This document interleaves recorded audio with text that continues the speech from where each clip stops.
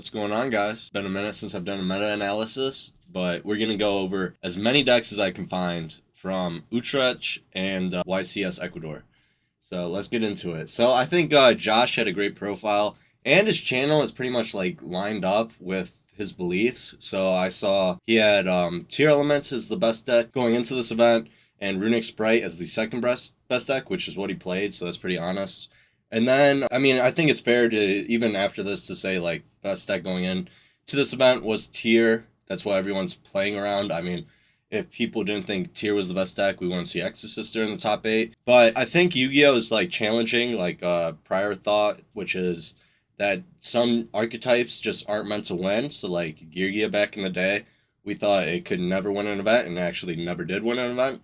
And people thought about that about Hat too, I think, but then, you know, Hat won Nats. And I think Spright is more in that category of Hat. With powerful engines coming out in Yu-Gi-Oh!, they usually just, like, complement each other really well. So, like, you know, the Spright really gets complemented by the Runic. Maybe without the Runic cards, it wouldn't have been capable of winning events. He also, I saw his tech video, and he had Talents as one of the best techs, and he plays it here. He even had Lava Golem on that list. I think it's interesting that, like, the meta developed so much where, like, everyone was pretty much playing Lava Golem in the main. I wouldn't expect that. I would have expected that to be a pretty niche tech that not many people know about, but it was prevalent through the whole tournament. So, like, let's look at his list. He explains this really in depth in his video, but we see, like, 3 Destruction, we see 3 Slumber, so it's like Runic Turbo. He's even playing the bad ones, you know. I thought this event was going to be Ibli control going into it, but I don't know if a lot of people played Ibli or they thought it was bad, but there's not many, if any at all, Ibli decks in the top cut of both YCSs. I think, you know, he plays 3 of the level 2 fusion, which is interesting, but, you know, Spright has the extra deck to do it. He plays the Link 4 that's kind of a towers in a way, but also pushes. He's usually better with Ibli, I would think. And then I think, like, the coolest part about this deck where I don't see it was just the abuse of the Mannequin Cat with the Thunder King Ryo, the Chaos Hunter, and the old level 1 card. I thought that was insane. Like, it just made so much sense when I heard it. And then we have an interesting side deck with the 3 Sphere mode. I don't know if this trend will continue into the next YCS, but I don't see why it wouldn't. Because how do these cards really get worse if people know that they exist? No one's ever summoning 1 monster.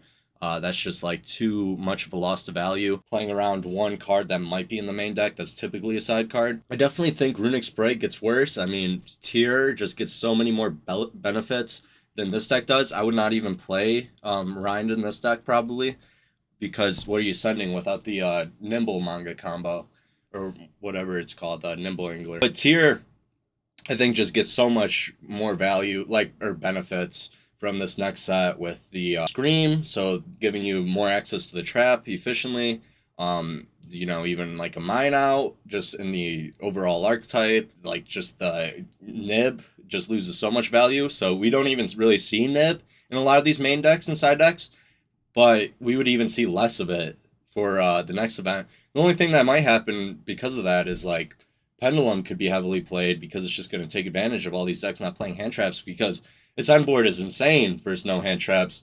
Usually can only really be outed by an Evenly or a Nibiru to prevent it all. And the deck's kind of consistent. So I think Pendulum is like kind of a deck that could break out for this next event. But let's just keep going over more events. Sorry if I'm talking too much about the next format, but that's really what we're heading into with Darkwing Blast already being released. I think it's fair to just, like, make assumptions based off what this YCS, because I definitely don't think we're going to see, like, a top 4 all Spright at the next YCS. I mean, there's just there's a new deck and 1 deck out way better. And then we even have, like, techs like Fenrir coming in, where, you know, is Fenrir better than Lava Golem? Maybe. It definitely doesn't plop down like Lava Golem does. So this was an interesting list for the second place, because we see, you know, Josh maxes out on the blues and reds, but this guy, he decides to cut down on it and even more of a Runic deck, in my opinion, but he puts in, like, the 3 imperms, and then, you know, it's just interesting ratios with the 2 starter. It's like, this is really just a Runic deck with, like, Sprite splashed in, even though it doesn't look that much different than Josh's on paper. But this dude definitely said the Spright cards are not as good as the Runic cards, which is kind of what my opinion was. Like, you know, it's kind of like when Tear includes Spright. It's like the Runic package is pretty much everything in it. So we see a lot of similarities in the extra deck. So, I mean, like, this is just so interesting because, you know, how often do decks that look this close in a meta where decks are so good, you know, Flunderies, Exosister, Tear Element, like, all these decks are still really good. Even, like, you know, people trying to implement Sword Soul in new ways with Floodgates. But all of these Spright decks topping is just insane. But I don't think that will be how the next format goes. Alright, so let's get more into just, like, overall lists. You know, I placed the Metal Foes, which is just draw one, pretty nice. The Imperms, maybe necessary. I mean, I would feel Imperm's a really good card versus Runics when you Imperm the Hugin. I mean, you're still stopping the field spell unless they have Tip, but for them to have 3 Runic cards, it's unlikely, so it makes sense there. The Evenly, so we have a lot of side going second haste, so with the 3 Evenlies, the Sphere Modes, the Nibiru's, and the already main decked Lava Golems, I would say that he probably didn't side in evenly versus Tear. He probably just sided Sphere Modes, just because Tear puts so many monsters on board. And then we have the one Cosmic too, which was kind of weird. Then we have Live Twin Spright top 4. So Live Twin Spright actually won the Extravaganza, and it lost to, or won versus Mathmech in the finals. Mathmech we'll see too. This dude going with the old build, just pure hand traps with no scythe. Pretty, and the econs, which is like crazy. But I mean, this deck's uber consistent with the 3 prosperities. Only 41 main deck total. What would I say about the extra? He plays the mannequin cap, but he doesn't play, you know, like toolbox for it in the side deck. Yeah, I mean, it's just so interesting that Spright did this well. And then we have a top 8, Tear Element Danger, finally something different. So, yo, this is what Pat was talking about all the time, the Visa Starfrost. Finally someone used it, because, you know, my testing group, that's all they talk about is this card since, like, Niagara, just because we wanted to make it broken so much. Now, this deck got way worse because of the Hulk hit. If you watched Pat and Pat's, like, podcast thing, I think they talked about it. This deck is like all gas, right? I mean, you got the 3 Nibs, the 3 Moonlights. It's kind of good, but the 57 cards is just wild to me. I mean, it's just such a high ceiling, but like, you're not. I don't know. Milling would just seem so awkward in this deck to me with 57 cards. But you don't want to draw your bricks like your Draco back, your Faithful, the Scareclaw cards. You would rather search off the Link 1. But yeah, this is a broken combo. I think the 3 Dark Hole on the side is really interesting. You know, it's an optimistic mind, but you're really going to side it in going first. I've definitely been waiting for a 3 Regeki, 3 Dark Hole format, because I just think these cards are so powerful, and they just, you know, it's like if I open 2 of them, it's like one Omni Negate max in this format, right? He also played the Baron, which is cool, but I think you have to with the Visa Starfrost. Decided not to play Beatrice with the Garura, which is interesting. But he does play the Curious. Yeah, I'm like, this deck's just so wild. Like, I don't even know what to say about it because it's 57 cards. But it's just like the old Tear build, and we don't see a Nightmare Griffin. We don't see, you know, a Floodgate in the side for it. We have a lot of back row removal. Cherries, I wonder how good that was. Because I did see High Spirits being played a little bit. Exosister with top 8, so homie found a way to add a little more consistency to the deck with this fire card. It's like the Zordor, but basically what it does is it just equips the Link 1 that you see in his extra, and because of that, he can special summon any of the Exosisters because they're spellcaster, and it's pretty much just like these ones right here, where it special summons from hand. Or Grave, which is really good, right? I thought this deck was really cool, but, you know, unfortunately, you know, compared to the Niagara winner, I doubt he played many Tears with all the Spright we're seeing in the top cut. So I think, you know, this was probably a really hard top 8 for him. Oh, and then we have Ecuador second place. So also Runic Sprite, deck so popular, and, you know, a different country entirely, still playing the 3 Lava Golem in the main. And plays the 3 evenly. I was thinking of 3 evenly in the main because it's just such a good blowout card. Now, if this deck's getting eradicated, I don't know if evenly is enough to carry you, because you just have so many spells, and we see 3 Eradicator in like so many of these sides. So it's like people were so aware of this deck. But I mean, it's just like a great thing for Yu-Gi-Oh because it's like finally hand traps aren't necessary. These cards are like mini hand traps, but they're all basically max potential and imperm, the freezing curses or the smashers. So they're all 1-for-1 trades. Thought this was one of the coolest deck lists I saw because he actually played the Lunalight tier, and he only played 41 cards, where you see more people playing like 46, 47 with this deck. He played Spell Canceller as like his boss monster to special summon off the Durgas. I mean, it's a tight list. With the 2 Reinhardt, I think that makes sense. He plays 3 of the Lunalight spell, 3 Burial Goods, which really makes this deck good. He doesn't play the Field Spell Searcher Crystal Beast card because he probably felt like it was unnecessary, but I saw a lot of builds doing that. He plays the Bujin XYZ, which is really cool. The Appaloosa, I mean, it's like so many Link 4s here. Appaloosa, Access Code, Nightmare Griffin, because I'm sure this deck, or well, I know this deck just like produces so many bodies where you don't really need like the Climber cards.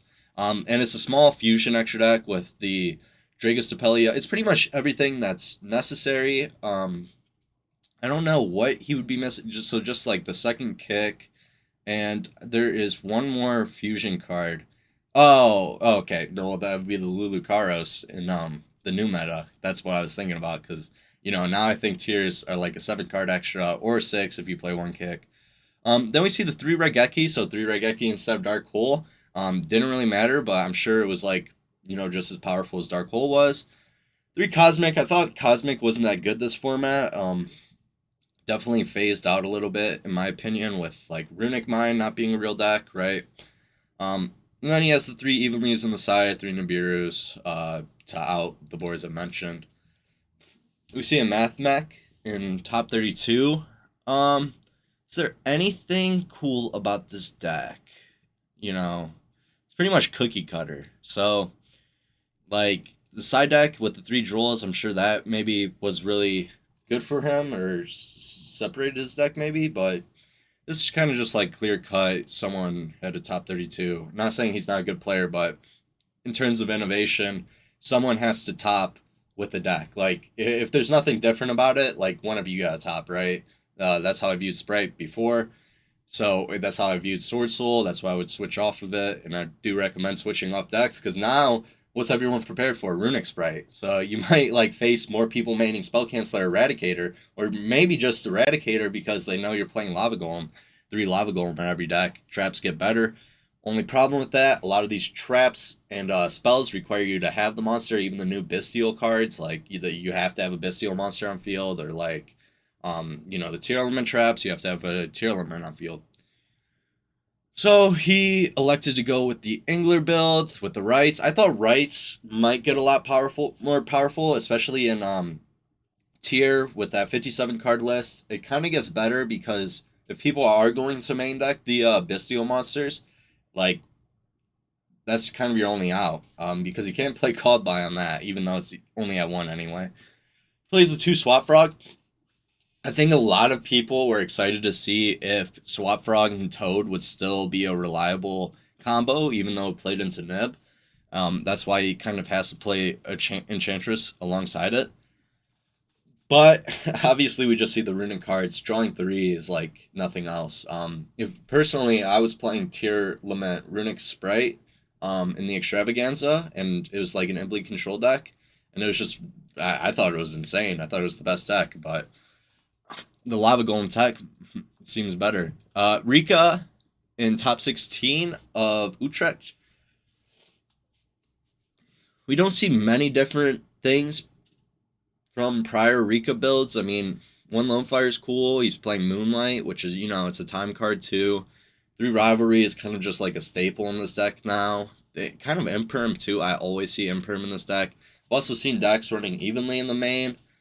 Just because it has such a problem. But the issue with this deck is just board breakers, like cards like Lava Golem. If they break your board, you have like less than 3 extra deck cards, usually, or 4. And if you know how this deck works, like if you know the Rika Princess, you have to have a Rika monster on field to use it, or like they can't special summon the level 1 from grave if they control another monster that's not plant. Well, I guess just a set monster is usually the case where that doesn't come back. But people that know how to play versus this deck, I feel like it just gets so much worse. And I think the Ultimate Slayer, we see the 1 a pointer, so homie would have probably sided 3 if it was still legal. The Ultimate Slayer tech is really cool in the side deck, but it doesn't have that dimension shifter factor like all the other anti-meta decks do, so I feel like that's where it falls short. Just because that's a floodgate that beats anything. So we have another top 8 YCS Utrecht. This is actually Lorenzo, insane player. Decided to go with the Crystal Beast. So I'm excited to look at this list. Runic Tear Limit. Now, I thought Runic Tear Limit would be the best way to go. I never liked the Runic Sprite cards, which makes me feel like I was terrible in hindsight, just because it's had so much success. But the reason I didn't like the Runic Sprite cards is because a lot of the time you're just drawing 2, unless you just go balls to the wall like these players did, where they're running over 20 Runic cards. So when you're milling the Runic cards, it's like not necessarily bad, because if you open 2 Runic cards, you're going to draw 3 like guaranteed every time with this deck. We play the 2 Burial Goods for the trap. The trap searches field spell. It either searches the Runic Fountain or the Tear field spell. We play 2 of the level 2 fusion, which I don't think would be necessary in most cases. We play Toad for double Merly. That's pretty cool. This deck can draw 6 first turn a lot. Just telling you, because you can recycle the field spell with the level 4 and then play the field spell again if you have the other field spell. So you play the Tear field spell after you've already drawn 3 over the Runic Fountain. Then you special summon this level 4 guy and you're going to draw 3 again. And there's tons of ways to get the extra monster zone free, even if you use Hugin, because of Gigantic Sprite. Besides the Runic extra deck card for time, Secret Village.